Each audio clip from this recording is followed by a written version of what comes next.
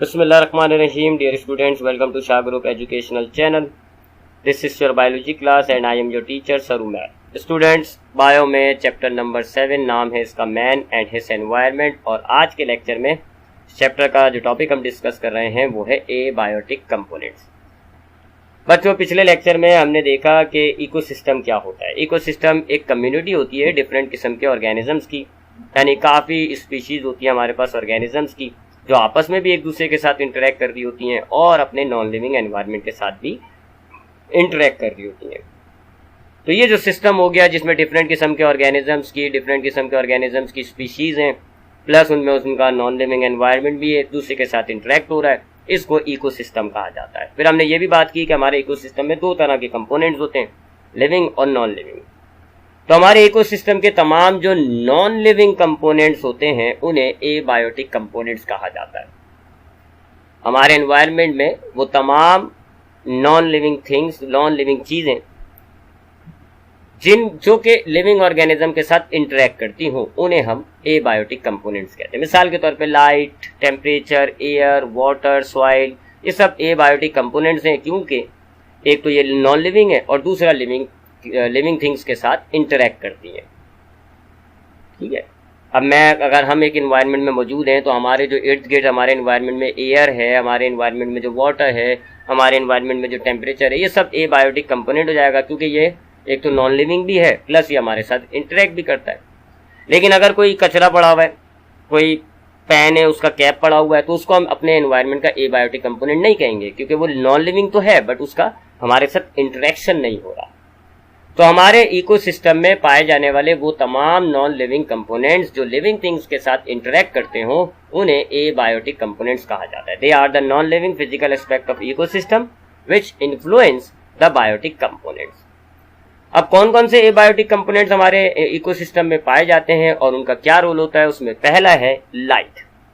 Light का क्या role होता है इकोसिस्टम में? सबसे इंपॉर्टेंट रोल है कि प्लांट्स को फोटोसिंथेसिस के लिए लाइट चाहिए होती है। उसके अलावा लिविंग ऑर्गेनिजम्स को देखने के लिए भी लाइट चाहिए। इसी तरह बहुत सारे प्लांट्स होते हैं उनकी फ्लावरिंग के अंदर लाइट चाहिए होती है। बहुत सारे ऐसे पौधे होते हैं जो लाइट के टाइम पर उनके फ्लावर खुल जाते हैं और जब लाइट नहीं होती तो फ्लावर बंद हो जाते हैं। तो बहुत सारे बायोलॉजिकल प्रोसेस होते हैं, फोटोसिंथेसिस, फ्लावरिंग, जिनके अंदर लाइट की ज़रूरत होती है। इसी तरह लिविंग ऑर्गेनिज्म को अगर एक दूसरे को देखना है तो उसके लिए भी रोशनी ज़रूरी होती है। इंसानों में लाइट का एक रोल ये होता है कि वो विटामिन डी बनाता है और हमारे जो मुख्तलिफ दुनिया के अंदर रीजन्स हैं इनके अंदर प्लांट्स और एनिमल्स की जो डिस्ट्रीब्यूशन है वो भी लाइट से इफेक्ट होती है। इसी तरह हमारे इकोसिस्टम का जो दूसरा एबायोटिक कंपोनेंट है वो है टेम्परेचर। टेम्परेचर का क्या रोल है जी, ये देखते हैं। हम जानते हैं कि लिविंग ऑर्गेनिजम्स के अंदर इंजाइम्स मौजूद होते हैं और इंजाइम्स को प्रॉपर वर्किंग के लिए एक ऑप्टिमम टेम्परेचर चाहिए होगा। अगर ऑप्टिमम टेम्परेचर होगा आपके एनवायरनमेंट का तो आपकी बॉडी के तमाम इंजाइम्स प्रॉपर काम करेंगे और आपके मेटाबॉलिक रिएक्शंस का रेट मुनासिब रहेगा। और अगर हमारे पास ऑप्टिमम टेम्परेचर नहीं होगा, हमारे इकोसिस्टम का टेम्परेचर बहुत ज़्यादा है, बहुत कम है, तो इंजाइम्स की एक्टिविटी डिक्रीज हो जाती है और हमारे मेटाबॉलिक रिएक्शन पे इफेक्ट आने लग जाता है। तो टेम्परेचर डायरेक्टली हमारे इंजाइम्स की एक्टिविटी को डिक्रीज कर देते हैं। बहुत सारे आपके इकोसिस्टम में ऐसे लिविंग ऑर्गेनिजम्स होते हैं जो कि एक्सट्रीम टेम्परेचर पे सर्वाइव भी नहीं कर सकते। तो एक्सट्रीम टेम्परेचर तो होना ही नहीं चाहिए एनवायरनमेंट में। अगर एक्सट्रीम टेम्परेचर होगा तो बहुत सारे लिविंग ऑर्गेनिजम्स खत्म हो जाएंगे, मर जाएंगे। इसके अलावा वैसे तो ये दोनों तरह के यानी टेरेस्ट्रियल और एक्वेटिक दोनों ऑर्गेनिजम्स पर टेम्परेचर का इफेक्ट होता है, लेकिन जो लैंड एनिमल्स होते हैं उन पर टेम्परेचर का इफेक्ट ज़्यादा होता है एक्वेटिक एनिमल्स की निस्बत। और टेम्परेचर की वजह से हमारे पास जो डिफरेंट रीजन्स हैं दुनिया में इनकी प्लांट्स और एनिमल्स की जो डिस्ट्रीब्यूशन है वो टेम्परेचर से भी इन्फ्लुएंस होती है। थर्ड हमारे पास जो एबायोटिक कंपोनेंट है हमारे इकोसिस्टम का वो है वाटर। वाटर का क्या रोल होता है हमारे इकोसिस्टम के अंदर? सबसे पहला और सबसे इम्पॉर्टेंट रोल है जी हमारे पास जो हमारे सेल्स के अंदर प्रोटोप्लाज्म है उसमें सबसे इम्पॉर्टेंट कंपोनेंट होता है वाटर। हमारे प्रोटोप्लाज्म में तकरीबन 70 से 90% के करीब वाटर मौजूद है और तमाम लाइफ फॉर्म्स के लिए कोई भी, चाहे प्लांट हो, चाहे फंगस हो, चाहे बैक्टीरिया हो, चाहे एनिमल्स हो, तमाम लाइफ फॉर्म्स के प्रोटोप्लाज्म का ये एक इम्पॉर्टेंट पार्ट होता है। प्रोटोप्लाज्म को मेंटेन करने के लिए वाटर की जरूरत होती है। इसके अलावा प्लांट्स के अंदर ये टर्जिडिटी करता है। टर्जिडिटी की वजह से प्लांट के अंदर सपोर्ट पैदा होता है। प्लांट जो है बहुत सारे इनऑर्गेनिक सब्सटेंसेस को वाटर में डिसॉल्व करके ट्रांसपोर्ट करता है। सो प्लांट के अंदर वाटर जो है वो टर्जिडिटी भी प्रोवाइड करेगा। प्लांट जो है वाटर के अंदर सॉल्वेंट का रोल भी अदा करता है। उसके अलावा फोटोसिंथेसिस के लिए पानी चाहिए होता है प्लांट्स को। फोटोसिंथेसिस के लिए ना सिर्फ कार्बन डाइऑक्साइड की जरूरत है बल्कि वाटर भी इसका एक रॉ मटेरियल होता है फोटोसिंथेसिस का। इसकी क्वांटिटी की वेरिएशन की वजह से इलाकों के अंदर जो वेजिटेशन है उस पर इफेक्ट पड़ता है। ज्यादा पानी होगा तो इलाके के अंदर डिफरेंट किस्म की वेजिटेशन होगी, कम पानी होगा तो इलाके के अंदर डिफरेंट किस्म की वेजिटेशन होगी। समंदरी इलाका होगा, पानी के अंदर नमक ज्यादा होगा तो डिफरेंट किस्म की वेजिटेशन होगी। मीठा पानी होगा, पानी के अंदर नमकियात कम होगी तो डिफरेंट किस्म की वेजिटेशन होगी। पानी बहुत कम होता है जैसे रेगिस्तान के अंदर, तो आप देखें वहां पर फिर आपको वाटर लिली टाइप के पौधे नहीं उगे हुए मिलेंगे, वहां आपको कैक्टस टाइप के पौधे उगे हुए मिलेंगे। और अगर आप मीठे पानी में चले हैं तो वहां आपको कैक्टस नहीं मिलेगा, वहां आपको वाटर लिली मिलेगा। तो एरिया के अंदर जो वेजिटेशन हो रही है उसका ताल्लुक वाटर से होता है। उसके अलावा प्लांट्स और एनिमल्स की डिस्ट्रीब्यूशन भी वाटर से इन्फ्लुएंस होती है। अगला कंपोनेंट हमारे पास जो इकोसिस्टम का एबायोटिक कंपोनेंट है वो है सॉइल। इसके रोल पर बात करते हैं। सॉइल को हम कहते हैं जमीन, मट्टी।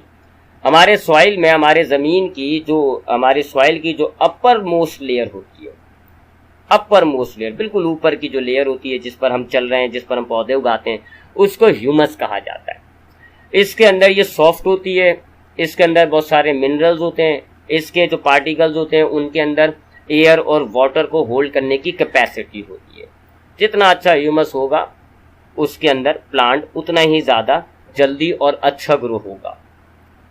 ठीक है। अपर layer of earth called humus make the soil more fertile. ठीक है। जितनी अच्छी, अब और ह्यूमस में एक तो ह्यूमस जो है वो सॉफ्ट होनी चाहिए, दूसरा ह्यूमस के अंदर जो है वो मिनरल्स होने चाहिए, वाटर की अच्छी क्वांटिटी होनी चाहिए। ह्यूमस जो है वाटर को, एयर को होल्ड करता है। जितनी ज्यादा होल्डिंग कैपेसिटी होगी उतना फिर आपकी जो है ह्यूमस अच्छी होगी और वो सॉइल जो है वो ज्यादा फर्टाइल होगी। अब इस सॉइल में अगर हम सीड उगाएंगे तो वो जल्दी और अच्छा ग्रोथ करेगा। तो काफी इफेक्ट कर रहा है ना सॉइल प्लांट्स को। ये फर्टाइल सॉइल जो है वो प्लांट्स को ग्रोथ प्रोवाइड करती है, प्लांट को मिनरल्स प्रोवाइड करती है, प्लांट को वाटर प्रोवाइड करती है। इसके अलावा मुख्तलिफ रीजन्स के अंदर प्लांट्स एनिमल की डिस्ट्रीब्यूशन, लाइट, टेम्परेचर, एयर के साथ साथ सॉइल पर भी इसका इन्फ्लुएंस होता है। नेक्स्ट एबायोटिक कंपोनेंट हमारे पास है एयर। एयर तो बहुत ही इंपॉर्टेंट कंपोनेंट है। एयर जो है एक्चुअल में वो गैसेस का मिक्सचर होता है। आपके पास एयर में कार्बन डाइऑक्साइड गैस भी है, ऑक्सीजन गैस भी है, नाइट्रोजन गैस भी है, वाटर वेपर्स भी मौजूद होते हैं। तो air is a mixture of gases. अब इस एयर के मदद से प्लांट जो है वो फोटोसिंथेसिस के लिए कार्बन डाइऑक्साइड हासिल करते हैं। प्लांट को फोटोसिंथेसिस के लिए जो कार्बन डाइऑक्साइड चाहिए वो एयर से हासिल की जाती है। इसी तरह रिस्पायरेशन के लिए इकोसिस्टम के तमाम लिविंग ऑर्गेनिज्म को जो ऑक्सीजन चाहिए होती है वो एयर प्रोवाइड करता है। प्रोटीन बनाने के लिए जो नाइट्रोजन चाहिए होती है वो भी प्लांट्स को एयर प्रोवाइड करता है। लेकिन प्लांट डायरेक्ट एयर में से नाइट्रोजन नहीं लेता, बल्कि नाइट्रोजन एक कंपाउंड नाइट्रेट में कन्वर्ट होकर जमीन में आती है और फिर जमीन के जरिए फिर प्लांट जो है वो इस नाइट्रोजन को हासिल करता है। बहरहाल एट द एंड एयर ने ही नाइट्रोजन प्रोवाइड की प्लांट्स को प्रोटीन बनाने के लिए। इसके अलावा हमारे पास जो एयर के अंदर वाटर वेपर्स का जो रेट होता है जिसको ह्यूमिडिटी कहा जाता है, उसकी वजह से ट्रांसपायरेशन का रेट, एवापोरेशन का रेट भी तब्दील होता है। ह्यूमिडिटी ज्यादा होगी, ट्रांसपायरेशन कम हो जाएगा, ह्यूमिडिटी कम होगी, ट्रांसपायरेशन ज्यादा हो जाएगा। तो एयर जो है वो रेट ऑफ ट्रांसपायरेशन को भी कंट्रोल करता है। ये था आज का lecture about abiotic components of ecosystem. अब आते हैं आज के लेक्चर के सेक्शन है एमसीक्यूज पर।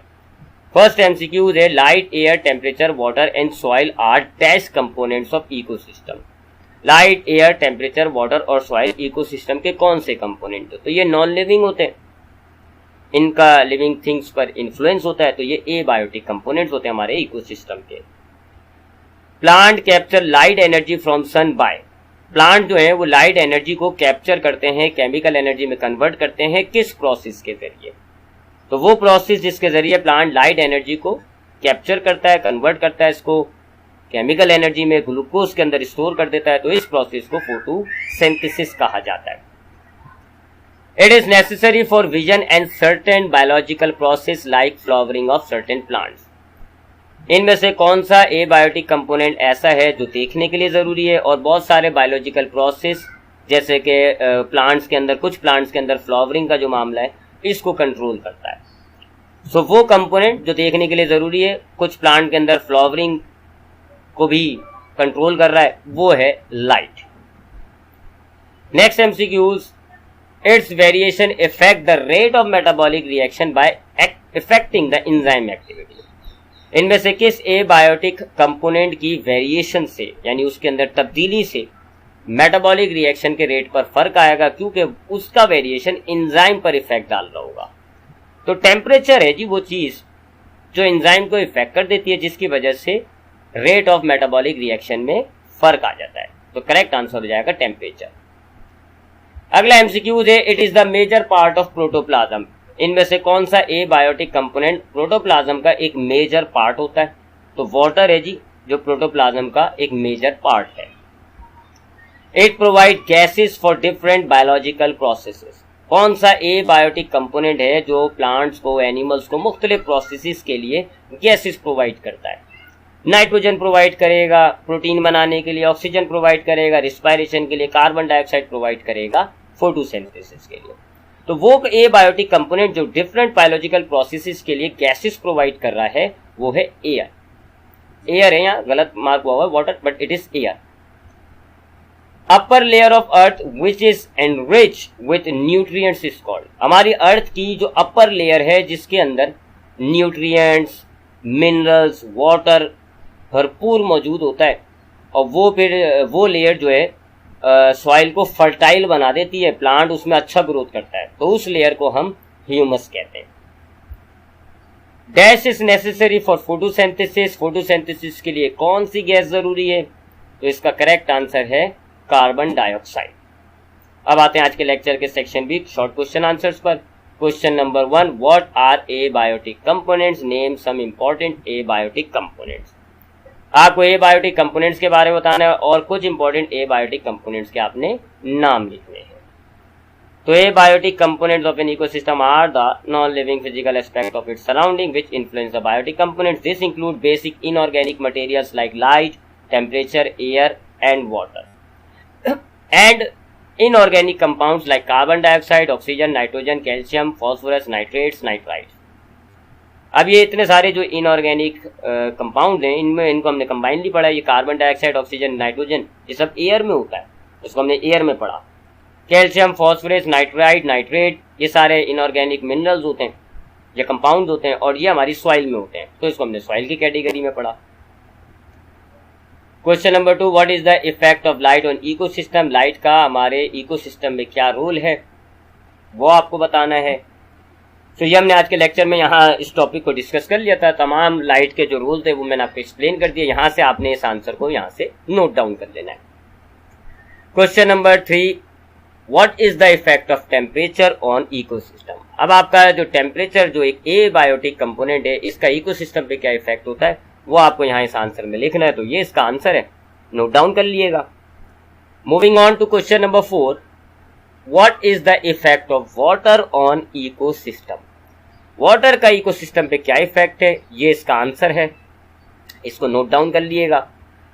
Question number 5, what is the effect of soil on ecosystem, यानी सॉइल का इकोसिस्टम पे क्या इफेक्ट होता है। यहां पर आपने सबसे पहले वो ह्यूमस को एक्सप्लेन किया, उसके बाद आपने इस सॉइल का इफेक्ट बताया इकोसिस्टम पे क्या है। तो इस आंसर को भी यहां से नोट डाउन कर लिएगा।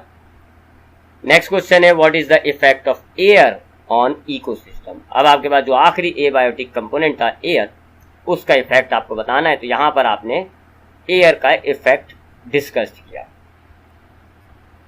अगला सवाल है, डिफाइन ह्यूमस। ह्यूमस को आपने डिफाइन करना है।